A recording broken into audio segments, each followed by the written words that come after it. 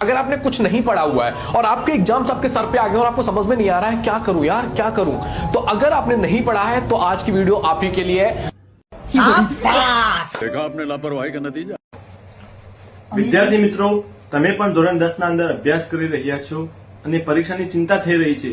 કાલે બોર્ડનું પેપર છે અને તમને ચિંતા છે કે સર અમારી તૈયારી કઈ રીતે કરવી, અમે પરીક્ષામાં ફેલ થશું એવું લાગી રહ્યું છે. તો બાળક ગભરાવાની જરૂર નથી, આપું એટલું કરી લો. ગણિતના અંદર સંભાવના અને આંકડાશાસ્ત્ર તમે કરી લેશો તો તમારા 30 ગુણ પાક્કા. અને બે પ્રમેય કરી લેવાના, સમપ્રમાણતાનો પ્રમેય અને વર્તુળના અંદર જે સ્પર્શકો વાળો પ્રમેય છે એટલો પ્રમેય તમે કરી લેશો તો તમે પાસ 100% થઈ જજો. કારણ કે સમપ્રમાણતાનો પ્રમેય પૂછાશે જ.